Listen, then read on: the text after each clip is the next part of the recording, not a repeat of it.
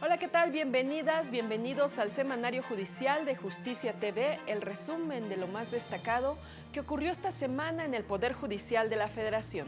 Soy Citlali Pérez y saludo a Osiris Rostro en la interpretación en lengua de señas mexicana.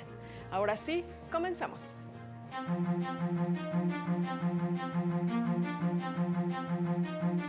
La Corte desestimó acciones que impugnaban la reforma judicial por violar principios de taxatividad y derechos de las mujeres. La Corte invalidó disposiciones de Guerrero y Chiapas que regulaban el fraude familiar y el aborto. La primera sala determinó que en amparos en los que se reclama la extradición, debe concederse la suspensión de plano y oficio.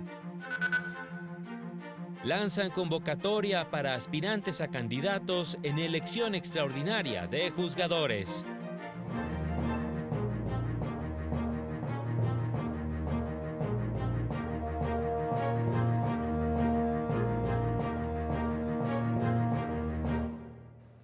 La Suprema Corte discutió el proyecto elaborado por el ministro Juan Luis González Alcántara Carrancá en torno a la reforma constitucional en materia del Poder Judicial.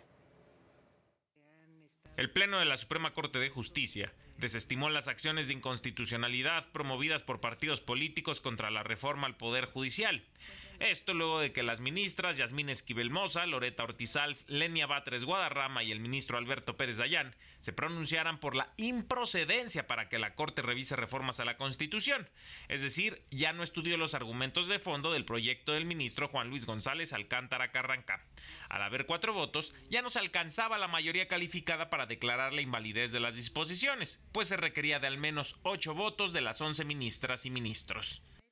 Me parece que los órganos electos democráticamente son quienes deben decidir primeramente, en forma expresa, si es su voluntad de entregarnos a las ministras y ministros de la competencia para analizar las reformas o adiciones de la Constitución, porque de lo contrario, aun cuando nos animen mejores propósitos e inclusive nuestras discrepancias con las modificaciones que consideremos, estamos invirtiendo el orden lógico de las cosas.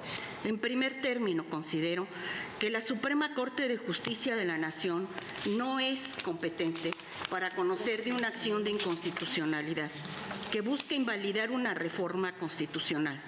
El diseño de nuestro Estado de Derecho y el mandato de la Constitución no nos otorgan esta facultad. Coincido en que es improcedente esta reforma, como se ha comentado aquí, en primer lugar, porque el pasado 31 de octubre se publicó en el Diario Oficial la reforma constitucional en materia de inimpugnabilidad de las adiciones o reformas a la Constitución. Yo no considero que esta Corte tenga facultades para revisar el contenido material de las reformas constitucionales, sean estas estructurales o no. De esta forma, el texto constitucional de la reforma al Poder Judicial sigue vigente. Tras cerca de 5 horas de debate, el análisis pasó por la legitimidad de los partidos políticos para presentar la iniciativa, así como el observar la reforma para la inimpugnabilidad de reformas constitucionales. Sin embargo, el estudio quedó en el pronunciamiento por la improcedencia. Al inicio de la sesión, la ministra presidenta de la Suprema Corte de Justicia, Norma Lucía Piña Hernández, se pronunció sobre la relevancia de este asunto. Como presidenta de este Tribunal Constitucional, me dirijo a la sociedad para hacerles saber que somos conscientes del peso histórico que conllevará esta discusión. Sabemos el eco e importancia que tendrá cada una de las palabras que aquí pronunciamos. Precisamente por ello, con una mirada sincera, con la mano en el corazón, me permito afirmarle a la Nación que cada una de las posiciones que mis compañeras ministras y mis compañeros ministros adopten estará presente el juramento que cada uno pronunció cuando inició su mandato: guardar y hacer guardar la Constitución de la República. Para el canal del Poder Judicial de la Federación, Mario López Peña. Esta semana, el Pleno de la Corte declaró inválida la sanción de privación de derechos familiares en caso de abandono de mujer embarazada, contenida en el artículo 169 bis del Código Penal de Guerrero. La sanción contenida en el propio precepto, consistente en la privación de derechos familiares, sí viola el principio de taxatividad en materia penal, porque no especifica cuáles son los derechos a los que hace referencia. También invalidó la multa prevista en el artículo 205 bis para el delito de fraude familiar por 360 veces el valor de la unidad de medida y actualización. En la porción que dice y multa de 360 veces de la unidad de medida y actualización, para sancionar el delito de fraude familiar, que así se llama, ya que se estima que es contrario al principio de proporcionalidad de las penas. El jueves invalidó disposiciones del Código Penal de Chiapas que criminalizaban a las mujeres y personas con capacidad de gestar por ejercer sus derechos reproductivos. Se trata del artículo 181 que establecía que no era punible el aborto cuando el embarazo fuera consecuencia de violación o cuando la madre embarazada corriera peligro de muerte o pudiera determinarse que el producto sufría alteraciones genéticas o congénitas que dieran por necesario su nacimiento con trastornos físicos o mentales graves, previo dictamen del médico que la asistiera, oyendo el dictamen de otros médicos especialistas cuando fuera posible y no fuera peligrosa la demora. Considero que una norma que tenga por objeto criminalizar la conducta del aborto consentido es una limitación innecesaria y desproporcionada a dichos derechos y contraria al ordenamiento constitucional. En otros asuntos, el Pleno invalidó disposiciones de las leyes de ingresos de los municipios de Sabinas e Hidalgo, ambos de Coahuila, que disponían un pago por el otorgamiento de permisos para construcción y remodelación de pozos de extracción de hidrocarburos. Las invalidó por invadir competencias exclusivas de la Federación. Por su parte, las salas de la Corte resolvieron asuntos relacionados con el delito de peculado, la extradición en juicio de amparo y procedimientos de los juicios ejecutivos mercantiles orales. Esta semana, la primera sala de la Corte resolvió que es válida la descripción del delito de peculado por la aplicación de recursos públicos a un fin distinto para el que fueron otorgados. Esto en un asunto en el que una persona fue condenada, entre otras sanciones, a 3 años 6 meses de prisión por el delito de peculado previsto y sancionado en el artículo 223, fracción cuarta del Código Penal Federal vigente entre 2014 y 2015.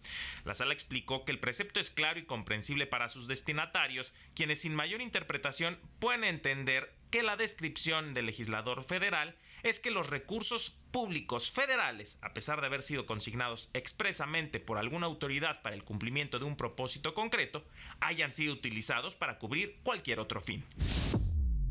En otro asunto, la sala determinó que cuando en un juicio de amparo se señale la extradición como acto reclamado, al admitir la demanda, los órganos jurisdiccionales deberán decretar la suspensión de plano y de oficio para impedir de manera inmediata y hasta la solución total del juicio que la persona requerida sea entregada al país extranjero.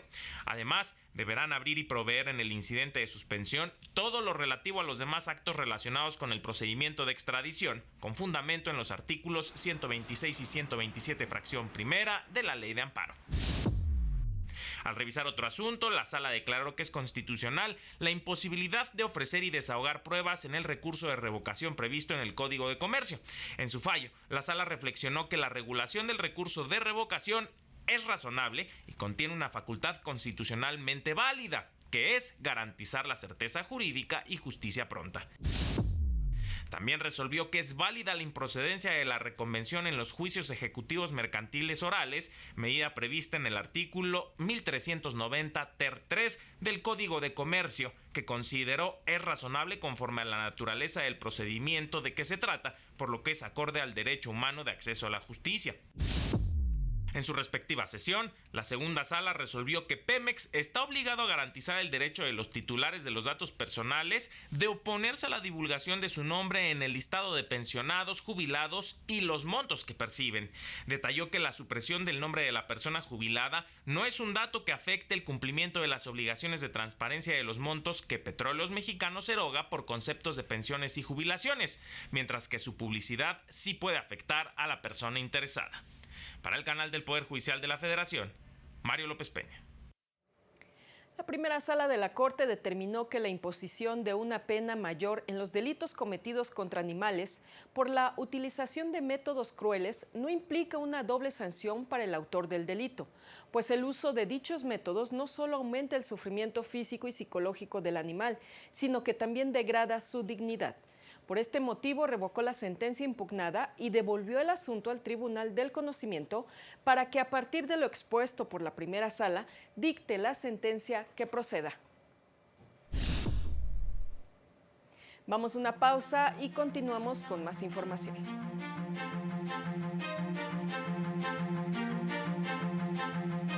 Al regresar, la ministra presidenta Norma Lucía Piña reconoce aportes de trabajadores a la impartición de justicia.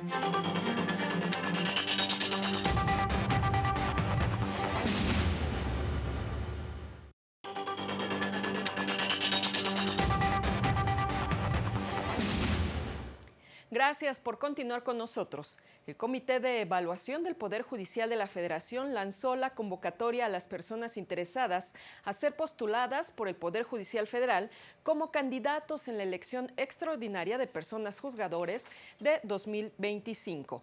El comité podrá proponer una terna por cada cargo disponible de 5 ministras y 4 ministros, 3 magistradas y 2 magistrados del Tribunal de Disciplina Judicial, una magistrada y un magistrado de Sala Superior, 10 magistradas y 5 magistrados de salas regionales del Tribunal Electoral.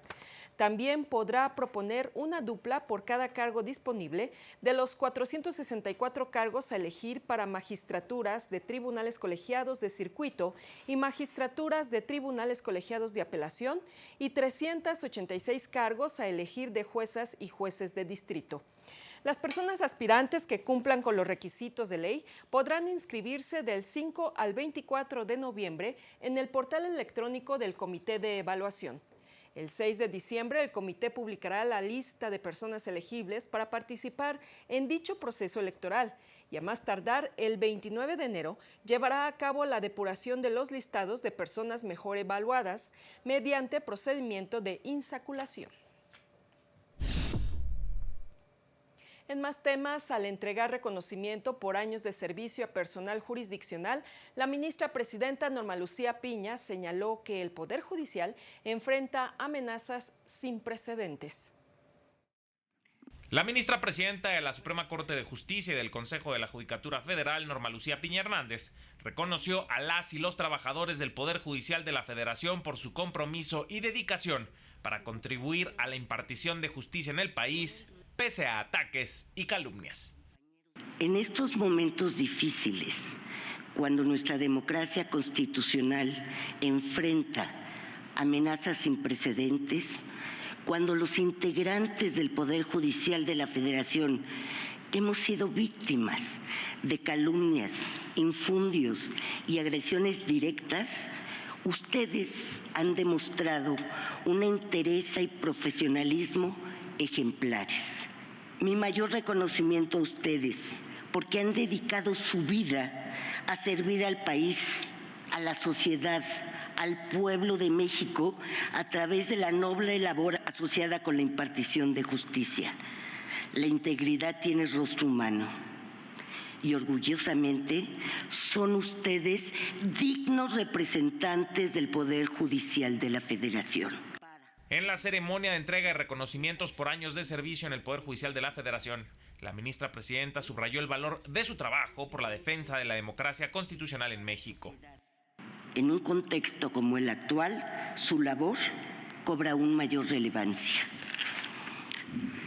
Toda actividad realizada por cada uno de ustedes, con rigor, con ética, con vocación y compromiso, es una contribución invaluable a la defensa de la democracia constitucional y con ello a la defensa de los derechos y a la libertad. En este acto, 62 trabajadores del Poder Judicial Federal fueron reconocidos, incluidos los ministros Luis María Aguilar Morales por más de 5 décadas de labor para la justicia federal y Jorge Mario Pardo Rebolledo por más de 40 años de servicio para las instituciones de justicia federal en México. Para el canal del Poder Judicial de la Federación, Mario López Peña. La ministra Ana Margarita Ríos Farjat llamó a las personas juzgadoras a mantener su compromiso con la defensa y la protección de los derechos humanos. Las personas juzgadoras deben mantenerse unidas, independientes e inquebrantables en su vocación para proteger derechos humanos de todas las personas. Así lo señaló la ministra de la Suprema Corte, Ana Margarita Ríos Farjat, al inaugurar el 10º Foro Regional El Acceso a la Identidad y el Principio de No Devolución, en el que se llevó a cabo el Premio Sentencias 2024. Aseguró que así como se han dado avances en la protección de los derechos humanos, también pueden presentarse retrocesos lamentables de los que ninguna sociedad se encuentra exenta. Las personas juzgadoras debemos estar comprometidas con esta causa vital. Mantenemos unidas, independientes e inquebrantables en nuestra vocación al proteger los derechos humanos de todas las personas. Al hacerlo, honramos no solo nuestra función en investidura, sino también nuestra humanidad compartida y allanamos el camino para un mundo más justo, equitativo y pacífico. Destacó la importancia de visibilizar resoluciones innovadoras en la protección de los derechos humanos de las personas en situación de movilidad, como las que ha emitido la Suprema Corte de Justicia de la Nación. Impartidores de justicia y representantes de organismos internacionales también destacaron la importancia de la independencia judicial para la protección de los derechos humanos en un entorno en el que el Estado de Derecho está en declive. Es fundamental la independencia judicial para contribuir a hacer frente a estos retos, pues se trata de una condición mínima y necesaria en todo Estado de Derecho. El ejercicio de esta independencia es un derecho al servicio de todas las personas, como lo demuestran las sentencias que han sido premiadas en este año 2024. Creo que hoy, más que nunca a nivel global, cuando miramos el panorama mundial, hay una preocupación muy fuerte de estar en un proceso de retroceso, un proceso de erosión. El intento de apropiarse del Poder Judicial y su función será un reto adicional al que debemos enfrentarnos todos los defensores de derechos humanos en este país, en el hemisferio y en el mundo. Para el canal del Poder Judicial de la Federación, Juan Carlos González. El Consejo de la Judicatura Federal dio a conocer que remitió al Gobierno federal para que se integre al proyecto de presupuesto 2025 la solicitud de gasto por 75.142.8 millones de pesos, cifra que representa un aumento de 4.9% en términos reales, pero es inferior en 12% al gasto asignado en 2018, pues en 2024 la Cámara de Diputados aplicó el recorte más grande en los últimos 10 años, que fue cercano a los 6.000 millones de pesos. Sin embargo, mediante una política racional de uso de gasto, pudo atender la creciente demanda de justicia en el país. El 80% del monto solicitado se destinará a servicios personales, pues el factor humano es la clave en la impartición de justicia. Además, permitirá cubrir remuneraciones y prestaciones previstas en las condiciones generales de trabajo, como se contempla en el 10º transitorio de la reciente reforma al Poder Judicial. Y para atender lo ordenado en las suspensiones dictadas en diversos juicios de amparo, de abstenerse de afectar las remuneraciones de los trabajadores. Jueces y magistrados lamentaron la decisión de la Suprema Corte en torno a la revisión de la reforma judicial, por lo que se apoyarán en organismos internacionales. Después de que la Suprema Corte no alcanzó los votos necesarios para declarar la inconstitucionalidad de la reforma judicial, magistradas y magistrados de circuito aseguraron que por ahora murió la esperanza de poner fin a la crisis constitucional. Sin embargo, en la conferencia matutina de los jueces anunciaron que continuarán con las acciones para buscar echar abajo esas modificaciones. En esta cuestión me parece que se murió la oportunidad el día de ayer de ponerle fin ya a esta crisis constitucional. Pero desde luego siguen otras acciones, seguiremos en ellas. Esos juicios de amparo están en curso y tienen el mismo propósito, que se evalúe la constitucionalidad de estas reformas constitucionales. La magistrada Julia María del Carmen García explicó que el próximo 12 de noviembre acudirán a una audiencia ante la Comisión Interamericana de Derechos Humanos. Desde luego estaremos haciendo ver nuestras preocupaciones en esa sede internacional con miras a que en su momento podamos llegar, incluso de ser necesario, a la Corte Interamericana de Derechos Humanos.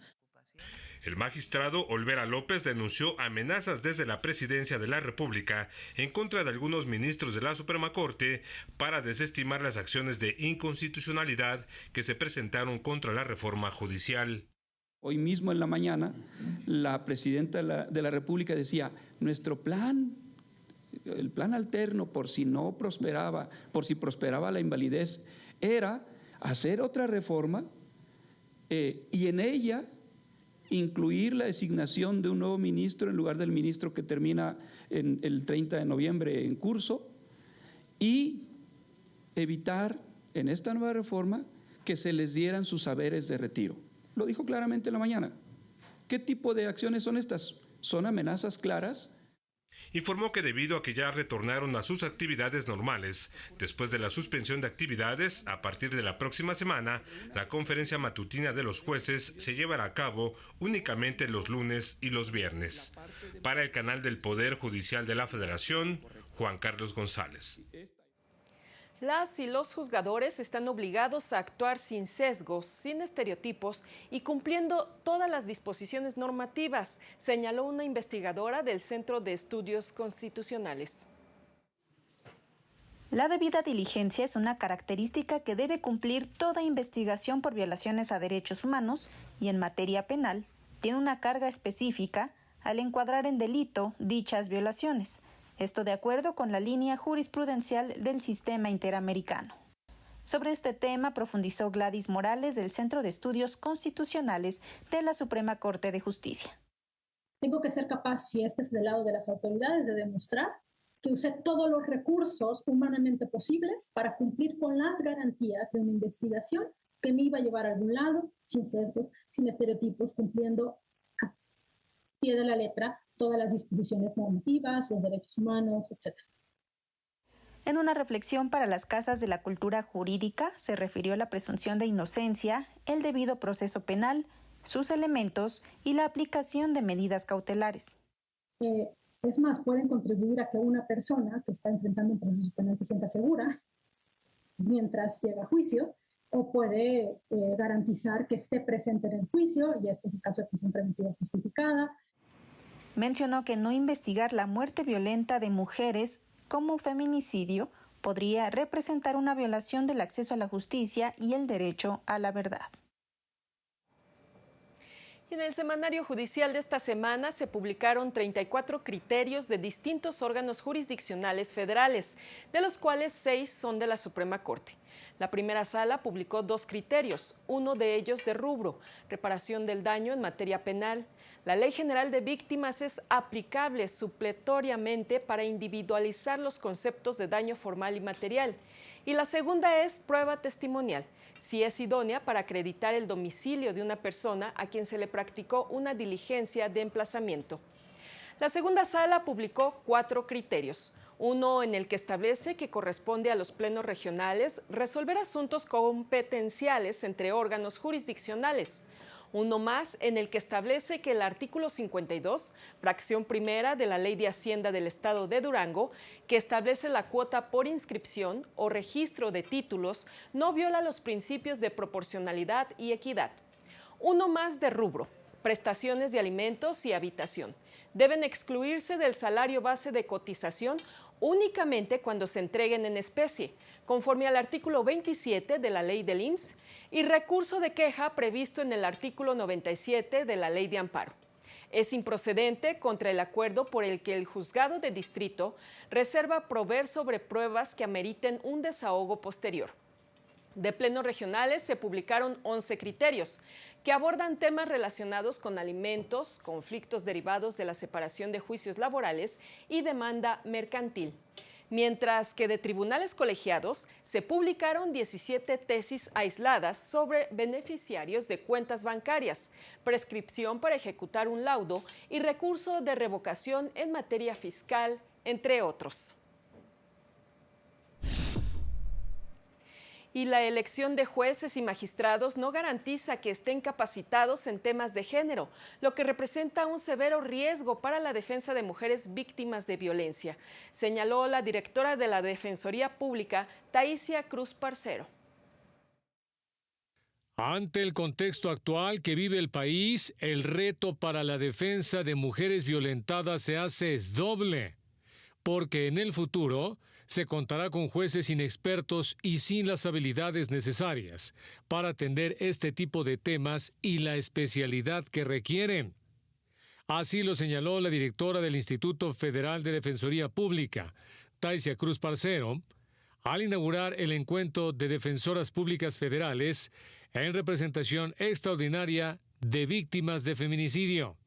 Imagínense el retroceso que significa echar afuera a jueces locales y jueces federales, juezas y jueces en quienes las instituciones han invertido años de capacitación en temas de género. Si con toda esta capacitación que se ha tenido, con toda esta sensibilización en la que se ha trabajado, es tan difícil hacer ver toda esta desigualdad que padecen las mujeres. Imaginen ahora con personas juzgadoras que muy probablemente a ustedes les va a tocar casi enseñar desde cero. En el encuentro, Taisia Cruz resaltó la importancia de este tipo de acciones para dar voz y hacer ver los derechos de las mujeres. El dar voz y el hacer ver los derechos que tienen tanto las mujeres que han sobrevivido a una tentativa de feminicidio, como las familias de aquellas mujeres que han sido víctimas de este delito. Informaron que a la fecha entre 2022 y 2024 se tiene un total de 180 acuerdos vigentes para el apoyo de víctimas directas e indirectas en estos temas de violencia. Para el canal del Poder Judicial de la Federación, Óscar González. Ahora le presentamos a las y los ganadores del Premio Sentencias 2024, que en esta ocasión se enfocó en el acceso a la justicia de personas migrantes o sujetas a protección internacional. Con muchísimo gusto, magistrada, de tenerla aquí. Le entregamos este primer lugar a la sentencia en la que usted fue ponente y le agradecemos que esté aquí en México acompañándonos.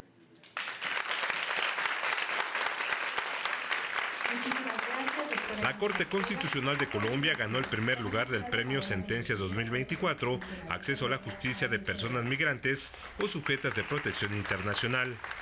Se trata de un fallo a favor de una mujer venezolana de 90 años que viajó a Colombia en situación irregular para buscar atención médica, servicios de salud que se le habían negado por no tener un permiso de protección temporal. Esta sentencia lo que pone en relevancia, además de los puntos que acabo de decir, es la importancia de la celeridad y el trato diferenciado en la protección de personas refugiadas o solicitantes de asilo que tienen una condición de vulnerabilidad agravada. La magistrada Paola Andrea Meneses de la Corte Constitucional de Colombia recibió el premio. Me siento muy contenta de poder representar a la Corte Constitucional de Colombia y en una decisión que busca avanzar en la protección de los derechos fundamentales de las personas migrantes. El segundo lugar fue para la Defensoría Pública de la Unión de Brasil, que representó a varias familias haitianas que enfrentaban dificultades para obtener visas humanitarias en Brasil. La Defensoría Pública de la Unión presentó la demanda subrayando la urgencia de la situación, dada la amenaza de violencia extrema, incluso contra niñas y niños en sus hogares en Haití, y argumentó que la entrada de estas familias a Brasil era crucial para proteger sus derechos fundamentales, destacando el derecho a la unidad familiar y a la protección de la infancia. El tercer lugar fue para el Juzgado 11º de Distrito con sede en Oaxaca, que resolvió a favor de integrantes de la comunidad indígena Triqui que fueron desalojados del Zócalo de la ciudad de Oaxaca.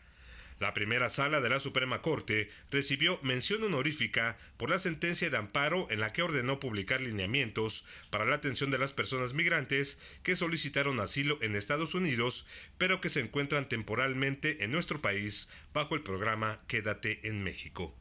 Para el canal del Poder Judicial de la Federación, Juan Carlos González. Muchas felicidades a todos ellos.